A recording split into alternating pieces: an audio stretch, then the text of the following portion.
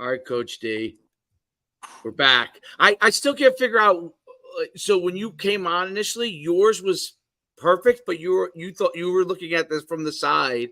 Well, I'm using now you're like a little like you are you is this you on your phone? I changed my phone to straight up rather than sideways. So I've been going back and forth whether going off the laptop or going off my phone. So I'm kind of going back and forth because I felt like on Tuesday I was like a little delayed with it. Right. And for how fast he talked, I needed to talk even faster, which is amazing. I don't know if anybody could do that, but you know, Coach definitely made it happen. That's for sure.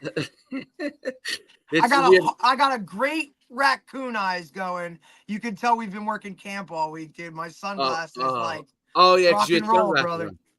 I just had you're not a sunglass guy. You're not. I just had the gigantic the gigantic what do you call a hat? Yeah. The kid said it looked like it had an egghead in the shadow. It looked like an egghead. So, well, that's what happens when you're working with first and second graders. They're extremely honest. Oh, it was fun though. It was a ton of fun. We have a great guest on today, Coach Lepore. Coaches at Manalapan. Really one of the storied programs of the Shore Conference. So he's taken over a program that's had a lot of success. He's had a lot of success. It's a big high school.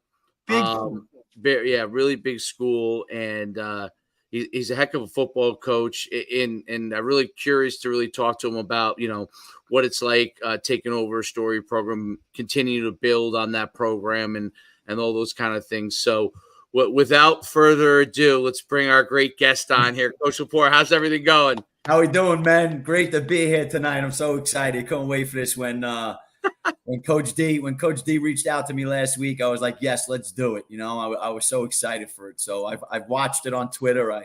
I've tuned in, and so I'm real excited. And obviously, Coach Schuman, you being a part of the Shore Conference, and at times, so it's great, man. I love it. I'm really excited to be here. Yeah, no, it's exciting to have you on. You're at a great program, like I said, a storied program. Give everybody your background as a player, as a coach, and kind of how you got to become the head coach of Manalapan. Yeah, I always tell people I was very fortunate because I grew up on Staten Island, went to Tottenville High School. I graduated Tottenville in 1989, and then I started coach. I knew in high school I wanted to teach and coach. I knew that at an early age. So I say I was fortunate. I went to Kane College, but I started coaching at Port Richmond High School in 1991. So going on like my 32nd year coaching high school football here. So it's pretty amazing. I've worked with some great guys. The first guy that hired me, who was like a second father to me, is Coach George. It's Joe George, who's now took over the job at Woodbridge High School. And, Coach George gave me a job in 1991. And in 1992, he took off and came out to Franklin, New Jersey. So I stayed at Port Richmond for 2 years. And then I went back to my alma mater, Tottenville High School, and coached with Jimmy Munson. When Coach D and I were talking about Jimmy, in the past, we've talked about Jimmy. Jimmy's up at Wagner College now. Yep. I learned a lot of football under Jimmy. And then in 1997, I moved out here to Freehold, New Jersey, and I became an assistant coach, defensive coordinator at Freehold Township. And in 3 years, I took that program over at 27 years old. I was one of the youngest head coaches in the state. And I tell you, you think you're the guy or so much football until you're the guy. Hell no, not till you wear that other hat, brother. No it's doubt, like man. Right to the teeth. Like, I say now at 27 years old, I knew nothing. I knew nothing, but it was a great learning experience. I was there for 13 years total, and then obviously my relationship with Eddie Guerreri and Tom Galley, who were at Manalapan High School, and then when I left Freehold Township in 2009, I came to Manalapan in 2010. And then I actually left for 2 years and went with Mark Ciccatelli to Neptune. And in 2011, we won that state championship. Yeah, not a bad guy to leave for. No. One of my best friends. And then, the second year, 2012, we lost it to Nottingham at TCNJ. So we were actually in the state championship 2 years in a row. And then I came back to Manalapan in 13, and we went on some run, from 13 to 17. And, we were in the state championship. We won it in 14 every year. And, it's just, and then Eddie decided to step down in 2019 after the 2019 season. And I took over in 2020, which was that COVID year. It was a crazy year. It's a hell of a year to take over, brother. A hell of a year to take over, man. That was nuts. That was nuts. But I tell you what, you guys have coached a long time, and you coached in that year. I think there's better football. Yeah, we were at RBR that year. Yes. And then that was a wild year. That was a wild year. That was the big. Derek was saying that was the end for me at RBR. That was the end. So that COVID year, it was such a It was crazy. It was a crazy. We played a game without practicing, bro. We played a game literally with a 7 a.m. walkthrough and a 12 o'clock kickoff. Come on down, Hackensack. Like, let's figure this out. And they played the best game of the year. So figure that one out. Yeah. That's when they realized they didn't need us anymore. They said, "Oh, what are they doing? Like, next, okay." Oh my God, that was just such a crazy year. And then and then the following year, 2021. And then, been there since. So it's been a ride, but I'm very fortunate. Again, working for some great head coaches, Coach George, Jimmy Munson, Mark Ciccatelli, Eddie Guerrieri. So, had some great guys to work under. Absolutely. You've had a ton of success as a coach. Talk about what it's like, and Tottenville, where you played, that's especially when you grew up there. That was a storied program. That was the program in Staten Island for a very long time. I remember, growing up in North Jersey, like I didn't know much about New York City football, but I knew about Tottenville, So talk about, working with some of those head coaches and how that kind of shaped you as becoming a head coach. Yeah, I'll tell you what, Jimmy Munson, my high school coach and, who I coached for at Tottenville, Jimmy is like the ultimate X and O guy. He's the guy I learned, my work ethic and how to game plan at a young age. I was a defensive coordinator for him at 23, 24 years old. So, Jimmy taught me all the ins and outs. And those were the old days. And we always say, like, these young guys today you try to hire, these young guys have no clue. I can tell you this. No clue, Coach. No clue. That could be a podcast. That could be 6 podcasts in itself. Like. Oh, my God. I'll tell you stories, Jimmy. I mean, again, there was no such thing as huddle. Nope. I'll never forget Monday nights. I took a class over at Kane College. We would have practice on Monday. I would leave and go take class till like 9 o'clock. I would come back to the school and I would stay in the building, in the office till midnight. And that was on Monday nights. And, again, there was, we would stay Sunday till 7, 8, 9 o'clock, Mondays till midnight. That's the way we did it. And that was just that old school mentality. And that's what I learned from Jimmy, and then, again, working under Eddie Guerrieri. Eddie kind of, as I said before, becoming a head coach at 27 years old, you think it, but you're certainly not ready, and there was so much learning curves in those 10 years as a head coach at Freehold Township.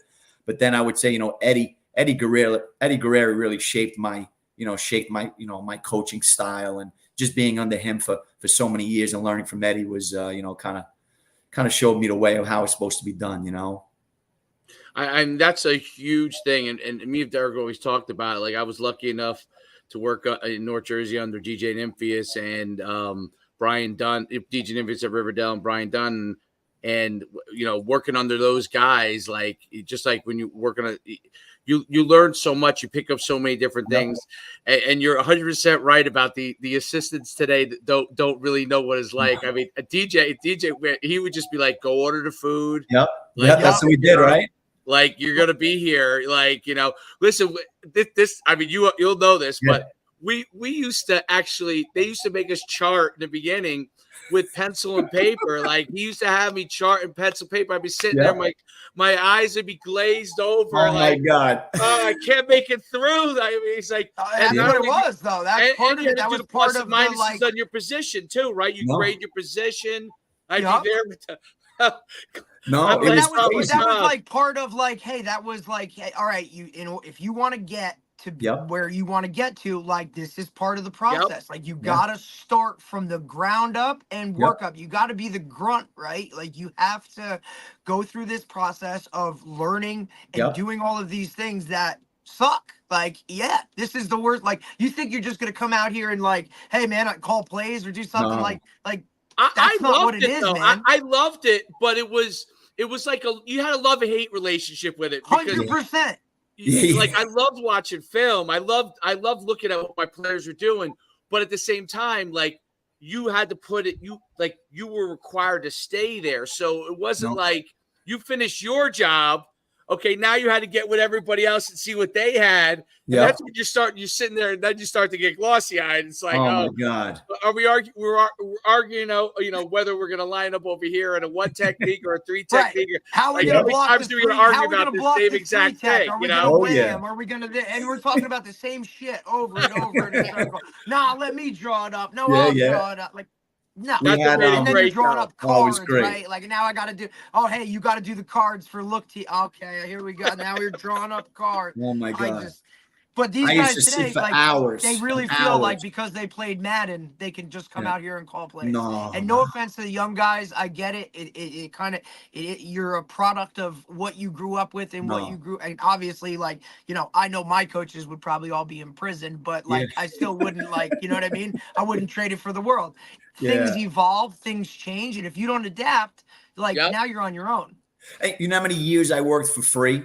Oh, it's amazing. Like these, that's, the young kids today. That thing. Like, you ask if they want to coach. Like, how much am I getting paid? Exactly. Like, what's my stipend? Paid? Like, paid? What are you talking about, dude? Like, if you're doing this, like, for the money, like, you think you're gonna gain something from this, dude? Oh my God. Buddy. Don't even try and work it down to see what you get per hour, because you'll really jump. It's 5 cents, maybe not pennies. Even. Yep, penny. I'm probably in the negative with tolls. So. Talk about, and I think it'd be great to hear how talk about how it was and it really, like, when you first started, especially as a head coach, is at 27 years old, which is really, I mean, it's amazing. Like, I think that's unbelievable. I think when I was at head coach at Southwark, I think I was 30. So I mean, 27. Like, I think that might have been my first or second year of coaching. Like, it was. That's incredible. Talk about like a lot of things that you learned from a young age, like the mistakes you made, the things you learned throughout that process. I think at a young age, sometimes you're so full of piss and vinegar. You know what I'm saying? Yeah. It's a great way to put it. You want to conquer the world, and you're out there to prove, but sometimes you don't really stop and think. And sometimes the decision making that you make, you're not, you're thinking on instinct instead of.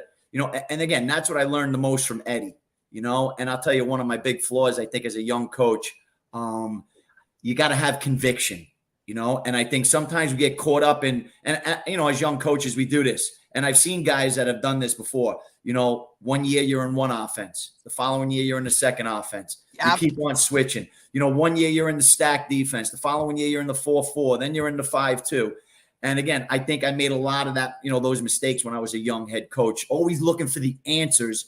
And the thing I learned from Eddie is conviction. Dom, just stick with it. You know what? If we're 3-4, we're 3-4. If we're going to run the ball and we're running power, we're running power. You got to evolve and things like that, of course, like anything else. But that was the thing I learned from Eddie, how he shaped my career, was conviction. Whereas a young coach, I made that mistake a lot, where you think change is good all the time. Yeah, I think obviously establishing what you're good at is really, really important. And that is definitely the hardest thing as a young head coach. And on the flip side of it, you got to learn those things like firsthand. So when you became a head coach again, it became something you took all the stuff that you learned as an assistant, you took all the stuff that you learned as a young head coach and really, probably began to really shape you as a seasoned coach coming in, as a head coach again. And it's one of those things that, like, it's an experience that the guys who have been a head coach as a young person. It's an experience that is very unique because you're growing up with the kids that you're working with, even though you're older than them. You're still growing up with them because you're evolving your system. You're figuring out your coaching style, you know what I mean? Well, I'll tell you what, I had an awesome situation. I coached my 2 younger brothers at Freehold Township. If you remember, So when I took over in 2000, we went 4-6, and it was the most wins we've had in like 15 years. And then my one brother was, as a junior, was a starting quarterback. My other brother must have been fun. Yeah, right. It was an outside linebacker. And then his senior year, my brother Paul, we go 7-3. We make the playoffs. It's the first time in Freehold Township history we make the playoffs in 30-something years. We go 7-3. So, I always say it was a pretty awesome experience to coach my two brothers, but, especially for my parents too. That's cool. That's awesome. That actually is so cool. Like you always hear about guys coaching their kids or whatever. Right. For you to coach your brothers, my one, shows you how young of a coach you were, right? To be able to do that. And then two, to be able to survive that. Nice job, man. How about my parents? Mom was pissed a couple times. Parents must have loved it. Your parents must have. Yeah, well, my dad, God rest his soul. He passed away 2 years ago. My dad was my biggest fan, but I said they had to have thick skin because they had one son who was the head coach. The other son was the starting quarterback. So I said, thank God we had success because it made it a little bit easier. That would have been brutal. You have a couple of losing seasons there, and it's going to be bad in the stands. No doubt about it. What was the transition like coming from Staten Island football to coming over a Shore Conference? What was that transition like? Well, I'll tell you what. I mean, there's nothing like it. I know you guys were saying before, Coach, you were saying about, city football and right now probably Staten Island football, next to Erasmus Hall, who's doing a tremendous job. Phenomenal. Staten Island football is the best there is right now, but you can't even compare in terms of just the fans and the morale and that was the biggest thing. When I got the Freehold Township and playing those Friday nights, I mean, just recently Staten Island started playing Friday night games, but which is actually crazy to think about, right? Because you think like city, you're thinking like, all right, lights everywhere, right? Like let's play on Friday nights, but it's just a different world. Yeah, it's pretty dangerous out there to play in the city. Everybody inside, we're playing Saturday when the lights are on. Yeah, exactly, Saturday afternoons. But yeah, that was the biggest thing, just the fanfare and. We've played some big games at Manalapan. There's a couple of thousand people there on Friday night, so that's pretty awesome. You got a great setup there too in terms of field wise. Like there's a lot of it's nice, right? Like just the whole setup itself. A lot of guys. Facilities matter. Like I'm sorry, it is part of it. Like unfortunately, fortunately or unfortunately, I've come from a lot of programs that have had amazing facilities. You're talking Mount Olive, which is I can't even explain it. A West Orange situation, like these places, and that stuff matters.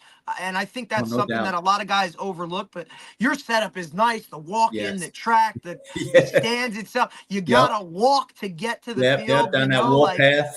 Yeah. Yes, the whole path. Like I just think it's really a nice, awesome setting on a Friday night. Yeah, and our administration is tremendous. I mean, Sean Curry has now taken over as principal, and last couple of years, Sean is the former defensive coordinator for Coach Najar at Sayreville. He's a football guy, and then Beth English. People.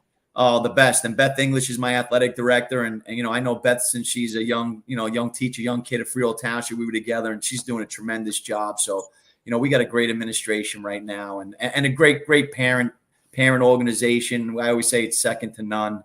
Our football booster club and stuff like that, parents club, they're awesome. So it's nice to hear the positivity coming from that when most times you hear, oh, this parent's this or this administrator is this. And look, we all know we've been around it and we've been part of part of the negative process, but it starts at the top. And if those guys are up top, don't believe in the mission or the statement or, they're not all on board or they don't understand the game itself. Like it's very difficult to have success. So you're very fortunate. Fortunate. I'm sure people would kill to have what you have. Yeah, no, very fortunate. I'm very lucky. So it's a great support group. The tradition there at Manalapan, like it's a place that people know about. It's a place that's had a really good history, obviously a lot of success. Talk about, I guess, the ground up. Like what does the ground up look like in Manalapan? Because I'm sure people are so curious. They have so much success. They've always churned out really good players. You've had really good teams. You have state championship teams. Yep. What is it like at the junior level all the way up to you guys? Well, again, that's something, we take a lot of pride in it. And I always tell people, when I have the opportunity, very fortunate because coming from Freehold Township, when I was there, the Pop Warner splits between borough and township. Right. So it's hard to get some consistency there. And at Manalapan, we're very fortunate. We got the AYF right across the street. I got guys in that organization that their sons have played for me. So right now we got a great we got a great pipeline going on right now between us and the youth level. And, you know, I do a lot of camps with those guys. I do clinics with those coaches. So you're very right hands-on.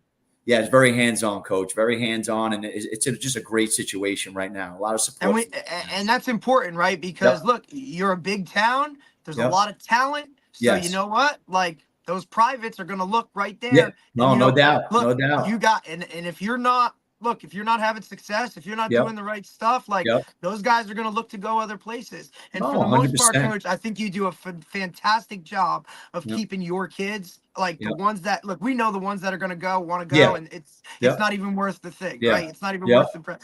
But I just think you do a great job of keeping your kids that, you know, are going to be Manalapan guys. I think it's something that's so underrated right now. It's something that I've been on both sides of it. You know, being up north in the Big North Conference with that, like you're just looking at guys taking people all over the place, right? And I just think you do a really good job of allowing those kids to see, hey man, you can come here and do the exact same thing as if you went elsewhere, and you could do it for free with your friends, with the school your dad went to, all that kind of stuff. Like, I think that's extremely, like, you just do a great job with that. Coach, I appreciate that, man. I really do. Because I know it's a hard gig. It's a hard gig. It's really like, hard. It's not easy. And it's something that within these, you know, recently it's the newest thing that we got to get done, right? It's the new thing that we got to handle or look at, because, you know, with that new transfer rule, guys are just looking to go. No, absolutely. You know, so yeah, no, and I'll be honest with you. You know, in those middle years between, like, you know, 2011, 12 up to like 17, 18, you know, I think we got a little complacent. Eddie and I talked about it, and I used to tell Eddie, and then all of a sudden, you know, you start losing that kid, you know, that one or two kids. And I told Ed, I said, Ed, we really got to start to bridge this gap. So the year before 100%. he left, you know, in 2019, we started with the camps. And then when I took over in 2020, that was the top of my priority list. I said, we have to bridge. You got to be interactive, right? You got to be hands-on. You can't just, like, you know, shoot an email, hang a poster. No, you can't just show up to a game one time.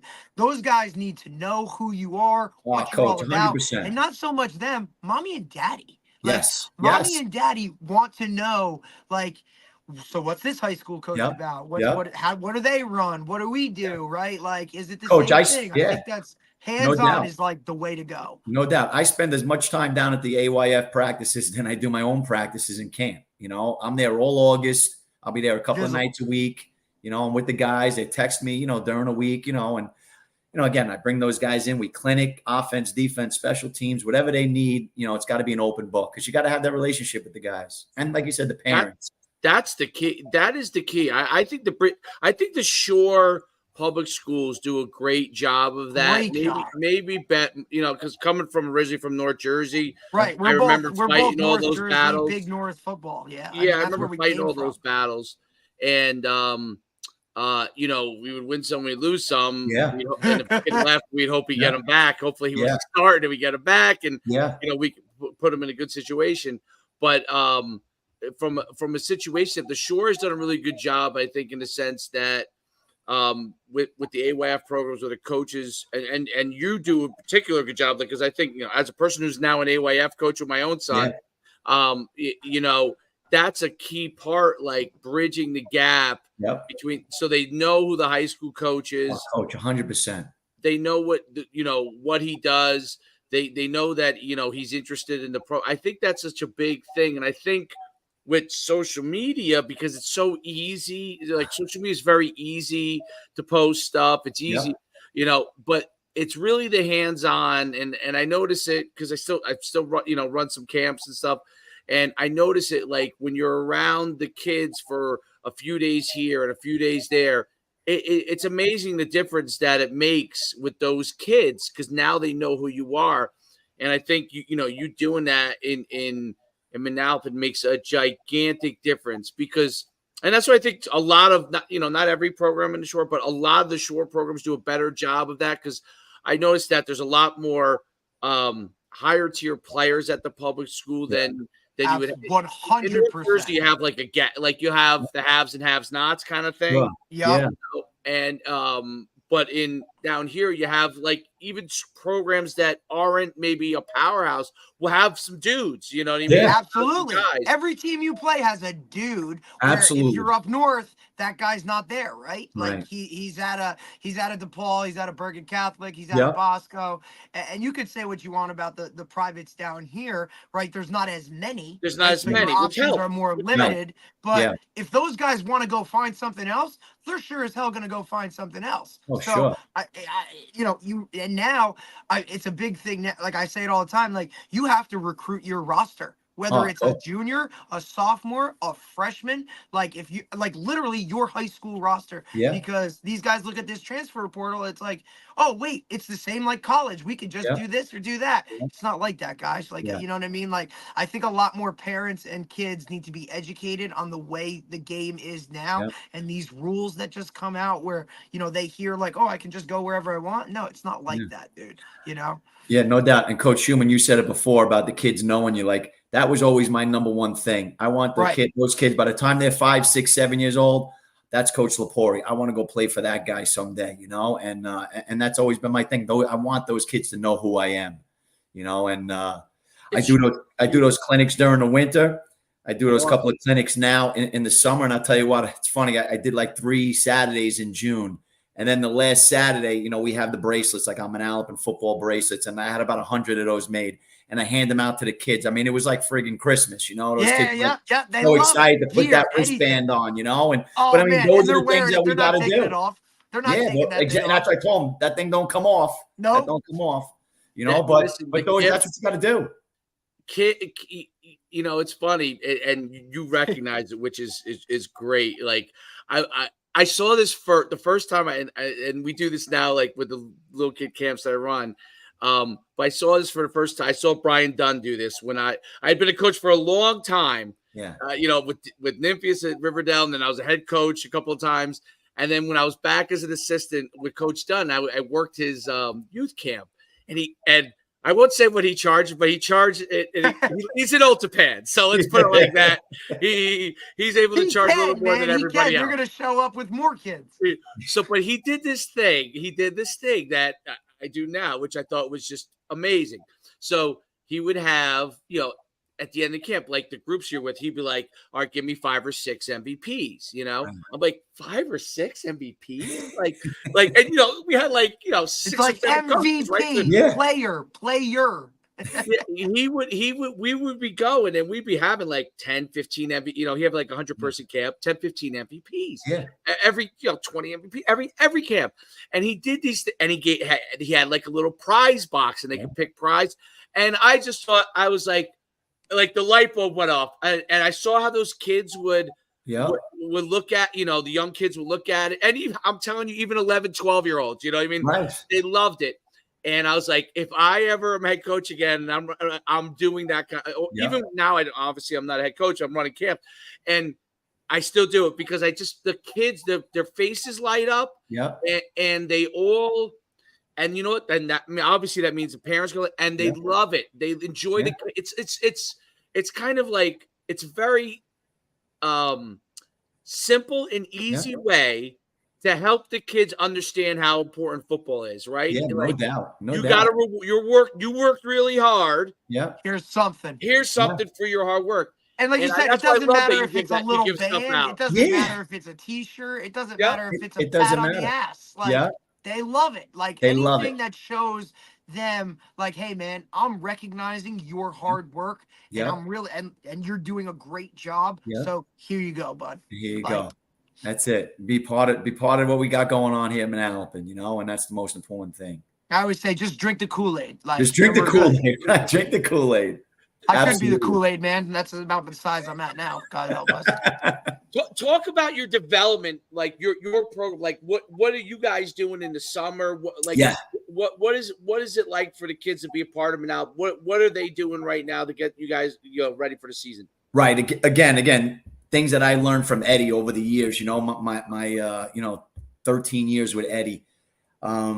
Again, the off-season program, I always felt like, that was his thing, hitting the weight room. We were always bigger, faster, and stronger than everybody else and teams that we were playing. So, we give everybody off that month of December, like most. We come back from Christmas, the holidays, New Year's, and then we're right back in the weight room. So we're in the weight room 3 days a week. And then, once the Meet of Champions is over, we can start throwing the ball around and, we start getting ready for 7-on-7s. And, we were at Monmouth a couple of weeks ago. We have the All-Shore one on a Tuesday at the rec, and Manalapan rec. And then we do one in the district. So those are the 3 7-on-7s we do. But right now, then I give them the week of 4th of July off. That's like one of our dead weeks that we got. That's a good move. That's always a good move. I think always go, especially when it falls on especially when the holiday falls in the middle of the week. It's the middle of the week. Just go do your thing. We'll be back hitting it hard. We got time. Exactly. Yep. You know what, Coach? I just think it's one of those things where, every sport has become 12 months out of the year now, which is kind of insanity, right? It's so different than when we grew up, where, we played in the season and then in the summer you were being a kid, now it's baseball, lacrosse, soccer, basketball. It's just so, everything is 12 months. So, insane. That's another thing, like, Coach, going back to what you were saying before about being a young head coach.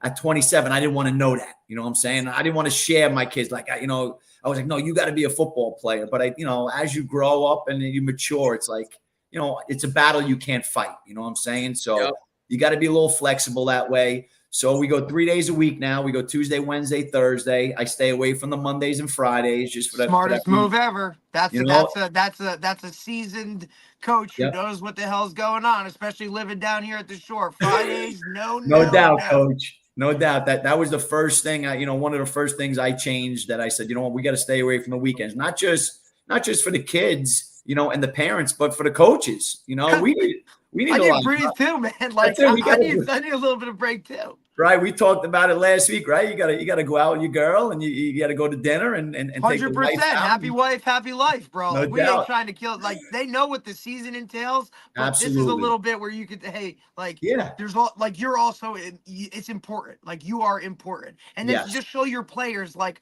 ultimately, guys, like, there's more to life than football. 100%. And at the end of the day, we're trying to produce great young men, right? Like, we all want to have every player go on and play. Absolutely. Some of them don't want to do that. Yeah. So at least develop them as young men and kind of show them, look, man, like, this is the way to go. There are certain priorities. Yes, I want you to love football and be all about it. But also at the end of the day, like, this is life. And, like, I want you to become good men too. Yeah, no doubt, Coach. That's number one. Ultimately, that's what it comes down to, right? The winning is great, and you love winning the championships, but it's about developing those young men. That's the most important thing. That's huge. Yeah. Yep. And then football's not the only thing that matters in this world. Sorry, guys. What conversation is this? Eric, am I supposed to start crying over here? You handing me tissues or something? What's going on? The views on life have changed since I had a child. Get sentimental on me over here. We've talked about this. Like, I got a 1-year-old. Things have changed. The viewpoint. Oh, there you go. There you go. If I look back and thought to myself, at 38 years old, that I would ever be like saying that part of it, like, you just wouldn't have done it, right? No doubt. It's real, man. Like, that's what it is. And like, now I've been in it. This is about to be my 15th season. Yeah. Like, now I have players that are like, it used to be, Coach, I'm at school, blah, blah, blah. And then now it's like, Coach, can you come to my wedding? And it's like, hey, Coach, I just had a kid. And it's like, holy shit. Like, you had a kid? And then it's like, wait a minute, I have a kid. Like, oh boy. Like, so that's the greatest part about coaching, right? Is, Coach, like, just having those guys have that, like, Coach, like, thank you so much, that kind of thing. Like, that's the best. That's why we do this. That's why we work for 5 cents an hour. 100%, Coach. 100%. And it's funny you said it, because if you would ask any of my seniors that graduate, there's something I always tell. I say, just invite me to your wedding. That's what I want to be there. That's all I want to know. That's it. They all know that. Yep. Awesome.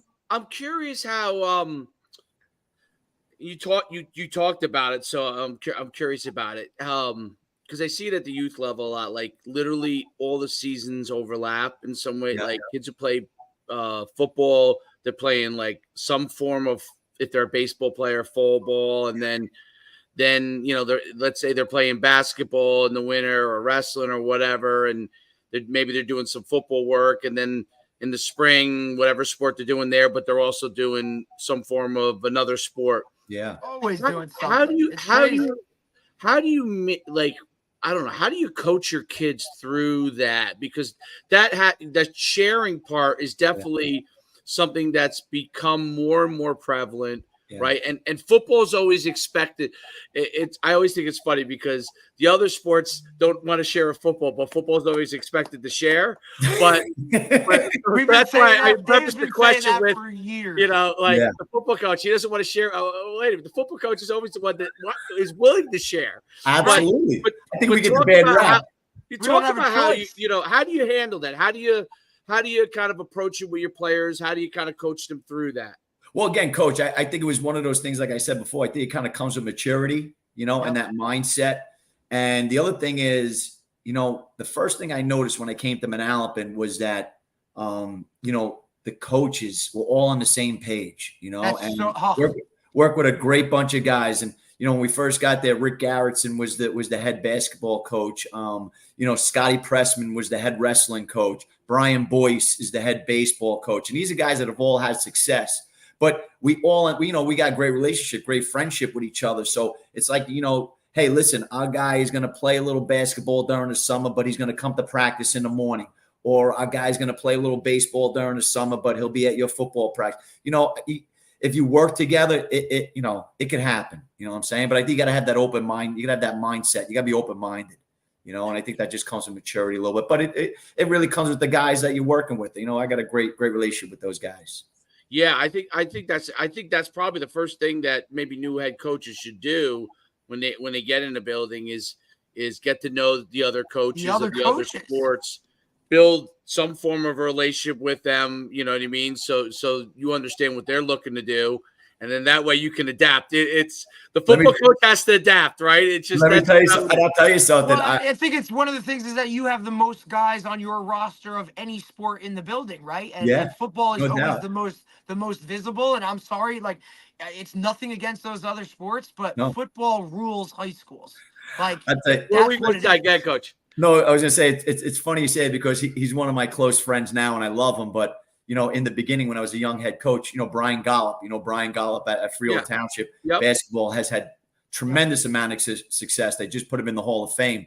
But I can remember those years. He had some of those great teams back in the day. TJ LaFosse, who passed away, but Marcus Roberson and Eddie Fisher, Kevin Fisher. And I swear, and Brian may deny it, but, those guys are football players, and he told those guys, hey, you got to play basketball. I think one year I had TJ LaFosse out at safety. It lasted like 2 days during the summer. Next thing I know, the kid disappeared. I'm like, what happened to TJ? The guy said, I think Coach Gollop got to him and said, you're not playing football. You're playing basketball. No way, buddy. Like, you're a hooper, dude. You're a hoop guy, But again, I think, like you said before, Coach, I think, if you have that relationship with those guys and it's that understanding, then it works. It works. That's one of the things that I think, and at a big school, this is obviously like yours. You have a big high school. Yeah. Recruit the hallways, baby. One of the probably biggest in the shore, I would guess. But and you guys are group 5, right? Big group 5.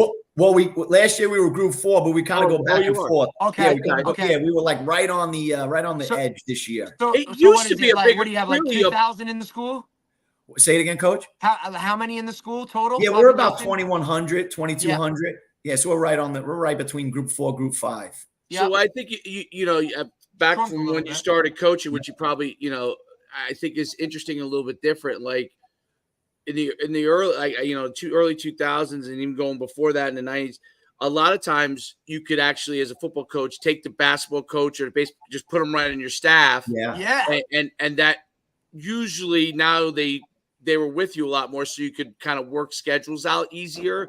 Absolutely. But that's much more difficult at a bigger high school, and the era is different where, and we talked about it briefly, like coaches are different, especially younger coaches. They want to kind of coach their sport, and they also want a little more of their freedom now. So it's not like not as many guys go from season to season, like they used to. So it's harder to just say, hey, come on my staff. You're lacrosse coach. It's not like people think that's what you do. It's not always a slam dunk. Sometimes you're able to do it. Yeah. Sometimes you're not.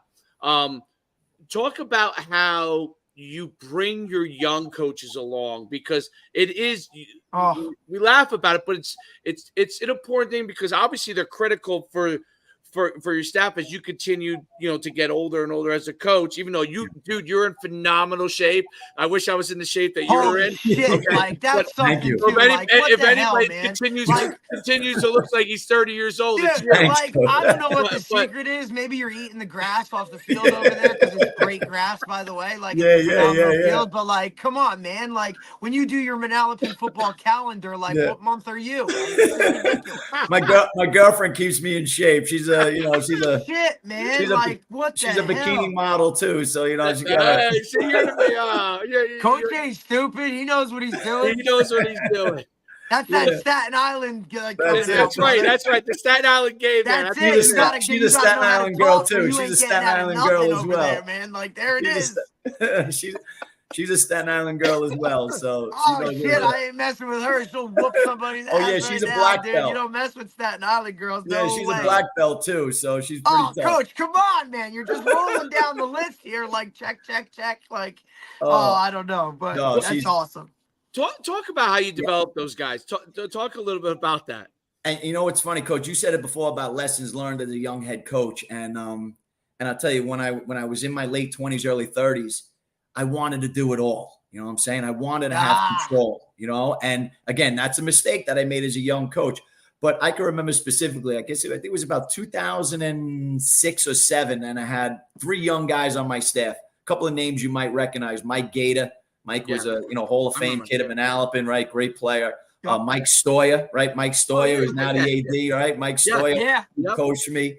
Mike Ferrando. Mike Ferrando's a North Jersey guy, and Mike's now a phys ed teacher.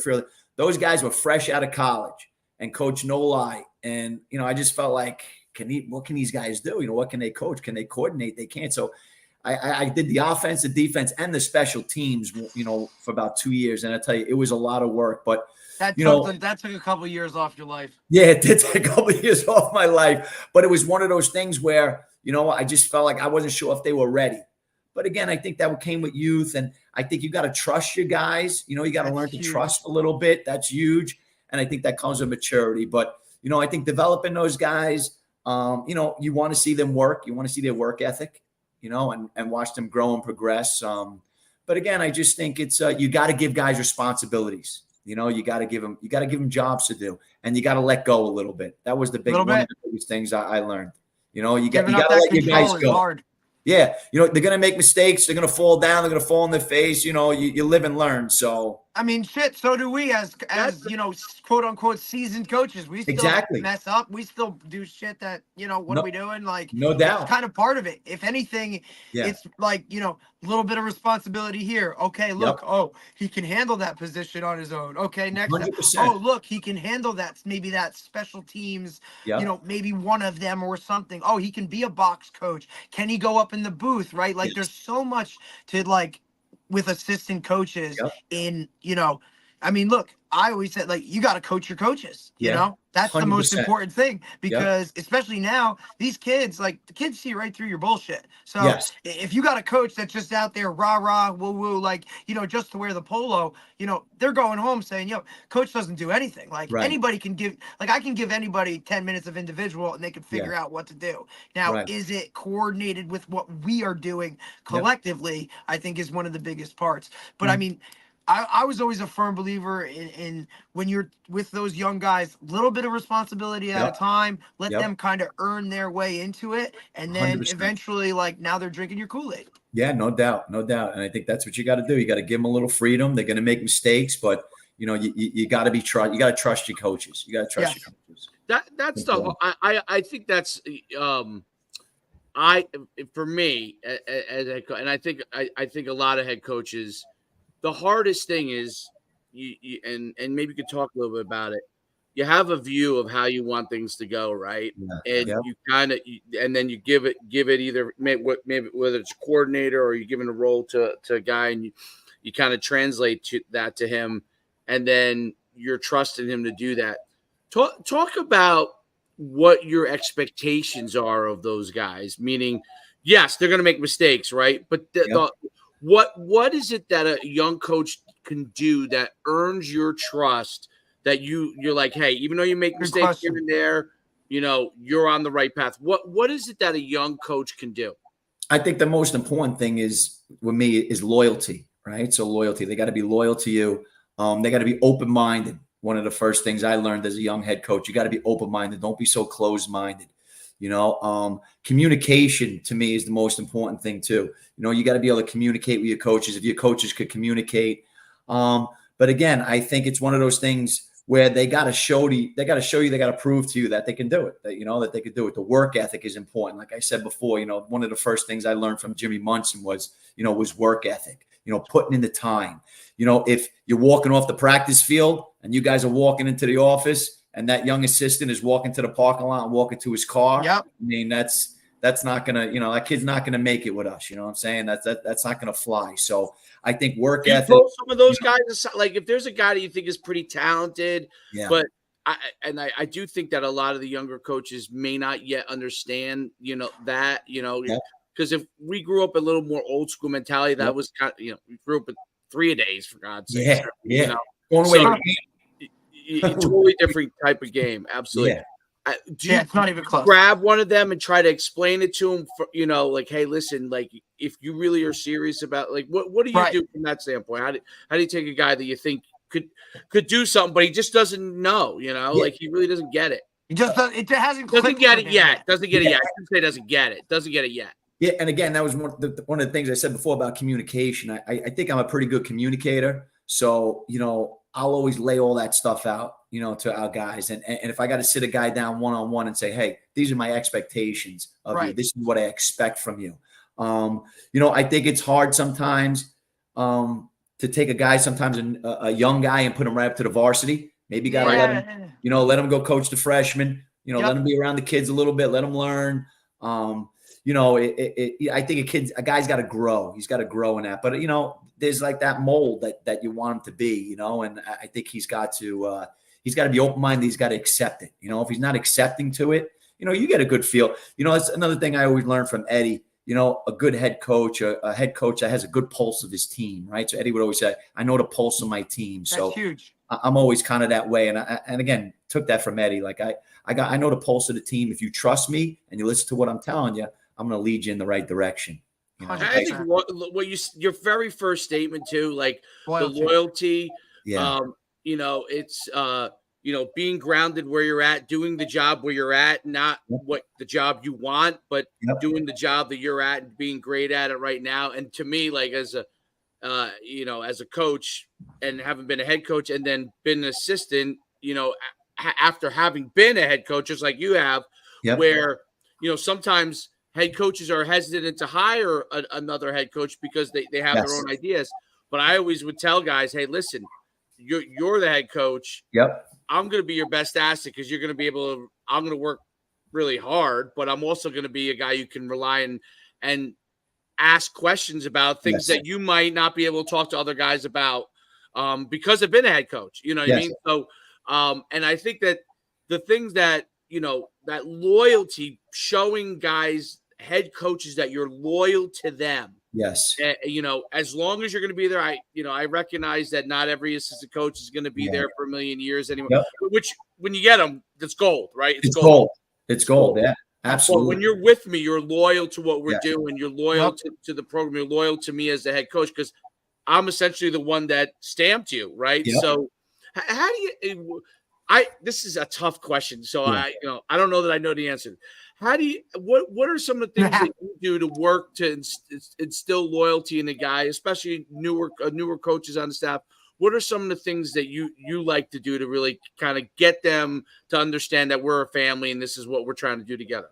Well, I guess I just kind of try to be like a role model myself. You know what I'm saying? I walk that walk. So like, I'm not going to tell you one thing and then do something else, Actions. Actions, my actions, I want my actions to be louder than my words in terms of how I operate.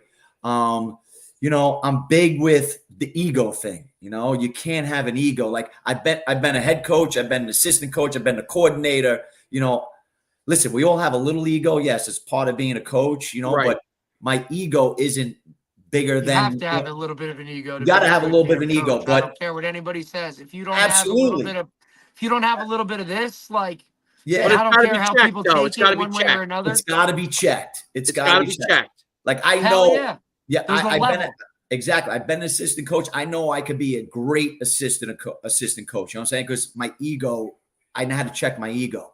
You know, because you have the head coach, and again, he's the head coach. But you know, I think it's one of those things where you got to lead as an example. For those younger guys. You know, I'm big with whatever happens in the room, it's got to stay in the room. Absolutely. You know, whatever's talked amongst the coaches. Yep. I'm not big on social media and putting our business on social media. That burns me. That's why we're a family. This is what it is. We're talking. It's just what it is. Loyalty, like. Yep. So I could, and again, I kind of can feel a guy out by the way we communicate on the staff. And if there's an issue, I'm going to say something.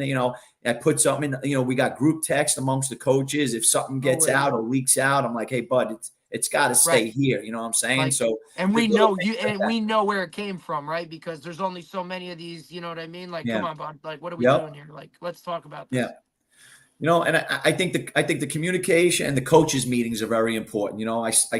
We'll have like 2 or 3 coaches meetings leading up to camp. And that's the top. Check the ego at the door. Like Coach said it before, this is our family. What happens here, what happens in the room's got to stay in the room. Because again, I've had fathers on my staff that have, their sons in the program, and that's not an easy thing to do. My head freshman coach now, it's hard. My head freshman coach, his son is going to be a junior. I've had other guys on my staff that have sons. It's not easy. It's not easy. No way. No, I think you brought up a great point about how important everything is to keep everything in the room, and that guys, like literally check what you can have an ego, but you got to check what we're doing. Yeah. And ultimately you're the head guy, right? So, it's like, you don't have to always love every decision I make. Everybody, you could run the scenario like we've all done as assistant coach when we've been assistants. You could run the scenario. If I was head coach, I would have done X. Right. But you don't have to verbalize. Put it in your binder, bro. Put it in your binder, right? When you're a head coach. Yes. And maybe you give listen, on Monday, when your coach and maybe a coaches before the coach meeting, you pull coach, the head coach aside and say, hey, I saw this. And that also shows the head coach that you're doing your research. You're paying attention to the game. Absolutely. I think that's an important thing. And you know what? And listen, and I'm curious your opinion on this. Yeah. Huddle gives so much at your fingertips now, right? Like it really, obviously almost too much, right? But it gives you so much at your fingertips. What do you expect guys to come prepared? Because I'm even when as a 2020 when I was at RBR, obviously the technology in Huddle has come so far that you could really do a lot of things. And almost everything. My mentality always is like, I'm going to do a lot of the stuff myself because I like to know what's going on. But I'd like to see what everybody else does, right? So, what we used to check, we used to look and see, okay, which coaches watched any film? Oh, absolutely. Right? 100%. What are I pull it up every Monday. in our meeting. I look at all the players and who's watching film. Yep. Right. Yep. And even with coaches, it's like, hey, it's like, okay, you're watching a football game on Sunday. Okay, because maybe you're not coming in as much as you used to, but you should be looking at film. And if you got 0 hours looked at, then if you're given a suggestion in a meeting, you probably should keep your mouth shut because you have 0 hours film on. So so one of the things that I think is great about Huddle is gives you really quick, easy access. Talk about what you like to have your guys kind of do for you with respect to golf. There's so many things they could do. There is. And you know what, Coach? It used to be, 5-10 years ago, I used to have all the guys input the information. So whether you're on the offensive staff or the defensive staff, they would all split up the responsibilities, So if you were the defensive coordinator, then Derek and I are putting in like the down and distance and the hash and the stuff like that. So we're all watching film.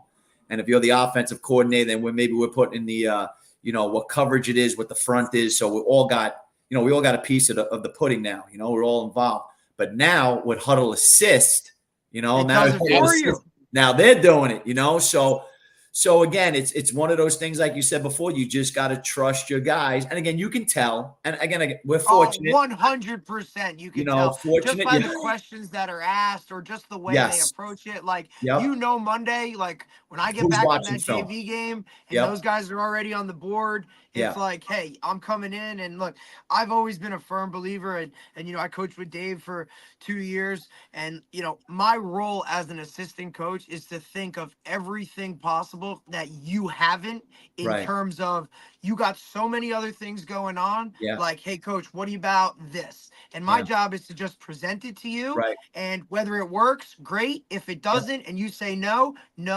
But I'm not pissed if you say no. Or I'm not feeling some type of, well, coach doesn't want to run this because, Dude, that's not what this is about, right? No, football's the ultimate team game where everybody has a job to do, and you need to do that job to the best of your ability, and that's when things. But some guys do feel. But like my point is that some guys do. Hell yeah, some guys get pissed. And there are guys that are great. I would say great coach. There are assistants that are very good coaches. That sometimes get. I'd like to do more. Well, they let their feelings get in the way. I'm curious what coach has them do, because there's some guys that you assign things to and they'd like to do more. And then there are other guys that you might assign things to and maybe they're not. Well, not that they didn't do it. It's maybe they weren't, they didn't understand how to do it, right? They didn't understand exactly what. But that's why I'm curious what you do from that standpoint. Yeah, so no, like we're I'm real specific with their jobs and stuff like that. So our two coordinators, we lost coach there. He's here. He'll be. There we go. There we go. Did we lost? I pissed him off again. No, I'm kidding. Holy shit! Yeah, I thought I was having a stroke. Yeah. So again, with Huddle, like you were saying before, Coach, the meeting times obviously has changed, right? So we bring our guys in on Saturday after a Friday night game. We'll watch the game film with the kids, and then, we'll lift, and we'll get the kids out of there, and then we'll stay as a staff probably till about noon, and then everybody goes home, and then, we start watching film. And again, it's one of those things, as as years have gone on, you got to expect that everybody has your film, right? So, if you played 5 games, you have 5 games. If you played 10 games, you got 10 games, right? So don't ever think that no one has your film. Everybody has your film, right? Everybody's swapping and looking for an edge, right? So, these guys go home on Saturday, and then the coordinators, they, we have the Huddle Assist. So that goes out, that comes back. And then, guys just start watching film, but, we're communicating. We don't meet on Sundays. That was something a little different than what Eddie did. I've thought about coming back to the Sundays. I kind of play around with that a little bit, but again, it's like one of those things, like you said, with Huddle. You don't have to, as long as your guys are communicating with each other all day Sunday. And that's, you got to know your staff just like you got to know your team, right? If you exactly. Need to, if you see it and you're like, you know what, I think we need to all be in here on Sundays, then you got to make that call. But, for the most part, especially hey, like you're the DB coach, like you should have a group chat with the linebacker coach, the D line coach, the DC, and the head coach, right? Offensive staff, you should have your own little gig or whatever. Like, I just feel like that shows initiative in terms of an assistant, wanting to be a part of that, right? Like, don't just show up on Monday and be like, well, what do they run? Like, I don't need to know that. Or don't tell me like what we did on Friday night. I've just watched 24 hours of that film and critiqued everything. So, I think it's just a lot of guys just don't really get it. Like, because I don't think they've ever, and this is the one thing that I've seen since, being in, North Jersey and now down here and whatnot with certain staff. Some guys playing in high school or that type of gig, they've never experienced it on that level, right? Like every program has been different. We were fortunate enough to play at high level high school programs that prepared us for college. And Dave has referenced it too. Well, I played at a low level high school program. Well, that's what I'm saying. That's where I'm getting. I was a good athlete. I got a scholarship. But that's like what I'm saying, right? Not that good. And that's what I'm getting to, Dave, is that when you came out of small Group 1 Saddlebrook ball and all of a sudden you're at UConn, shell shock, right? Like, whoa, like I wasn't coached that way, it was here's the ball, go run, right? Yeah, I could tell, when I got to Sacred Heart, I was so far ahead of other freshmen because my coaches coached me a certain way. Right, absolutely. We watched film. We did all those particulars. And it wasn't just the head coach. It was the assistants, right? Like, that stuff mattered when I got to that next level. I was so far ahead of some of these guys. Like, I mean, it was crazy. Like, coverage-wise, these guys had no clue. They're like, what do you mean? What's cover 3? What's cover 4? I'm like, dude, you played high school football? Like, what are we talking about? Listen, Derek, if I told you, and I've told you, if I told you what I knew coming out of high school football, I knew, like, our plays were literally like pitch right to Dave. You know, I'm not kidding. Like, I'm not kidding when I say this. Wow. So, I know. That's why I brought and it my up. played Like, safety was basically don't let anybody get behind you. Yeah. Oh my God. Hey, just stand here. That was what it was. I mean, it happens, right? I had a learning curve. I was like, like. Well, I think you guys said it. No doubt. They started drawing stuff up in college, and I was like, "What are they doing?" I didn't know what they were doing. I'm not kidding. I'm like, "What are they doing?" I never saw anyone draw, other than like we watch film. I never saw anyone draw an X and O in high school. Is that crazy? That is crazy. Everything was taught on the field, and I never saw anything on a board.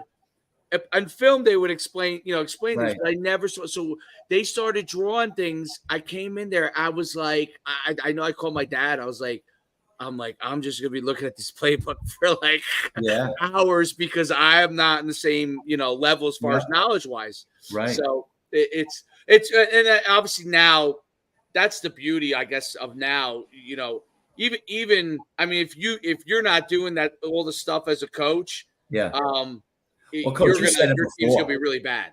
Coach, you said it before. I mean, one of the things, I mean, obviously it was a terrible year and how it went down with 2020 with COVID, but that taught us, like Derek said before, about with Zoom, with Zoom meetings with your kids and stuff like that. I mean, huge. I mean, it's come so far now. I mean, our coordinators, our position coaches, as Coach said before, they're doing with our players, so that's going on all during the week, where, we didn't have that before 2020. No, it's amazing. I want to ask you one final question. Yeah. What is it about Manalapan that really makes it such a special place? Because every year it's people want to cover it. They want to watch the games there. You guys get huge crowds for home games. What is it about Manalapan?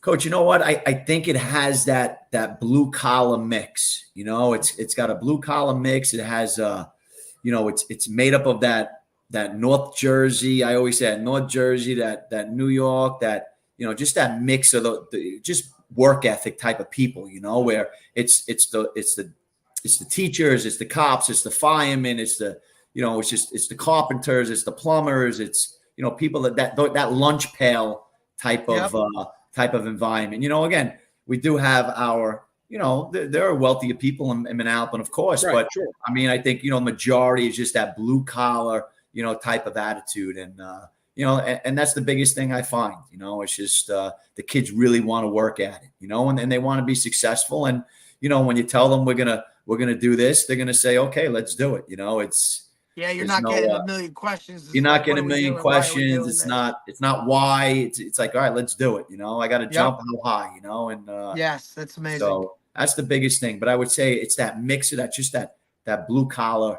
mentality. That's the biggest. That's what I find. And the support from the community.